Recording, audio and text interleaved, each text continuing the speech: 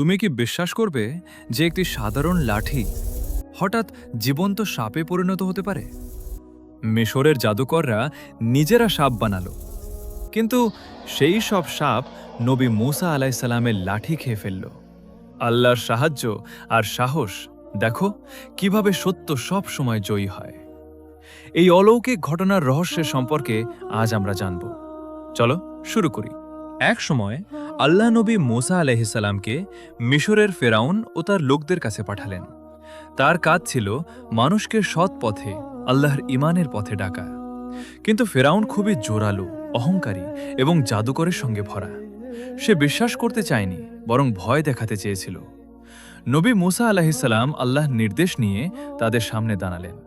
ফেরাউন ও তার জাদুকাররা শুরু করল জাদু দেখাতে। তারা বলল, দেখো আমাদের জাদু কত শক্তিশালী, তুমি কি আমাদের জাদু প্রতিহত করতে পারবে? নবী মূসা আলাইহিসসালাম শান্ত এবং স্থির মন নিয়ে লাঠি মাটিতে ফেললেন।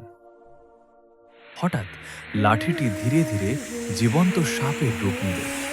সাপটি শুধুই দেখতে সত্যিই ভয়ঙ্কর নয়, বরং তার দেহে আলোর ঝলক এবং অদ্ভুত শক্তি ছিল।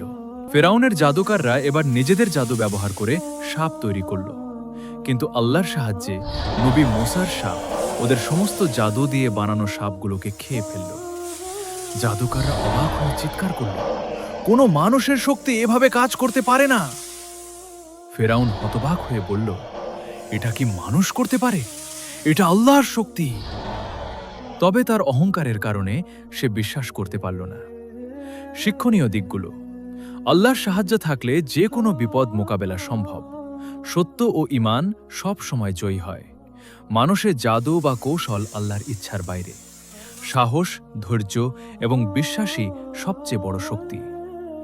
গ্রামের মানুষ বা যে কোনো প্রাপ্তবয়স্ক যারা শুনল, তারা দেখল কিভাবে নবী মূসা আলাইহিসসালাম আল্লাহর ইচ্ছায় জাদুকারদের পরাস্ত করলেন, সত্যিকারের শক্তি প্রদর্শন করলেন। এই ঘটনা শুধু অলৌকিক নয়, এটি মানুষকে শিক্ষা দেয় সাহসী হওয়া, আল্লাহর উপর বিশ্বাস রাখা এবং সত্যকে ছেড়ে না যাওয়া।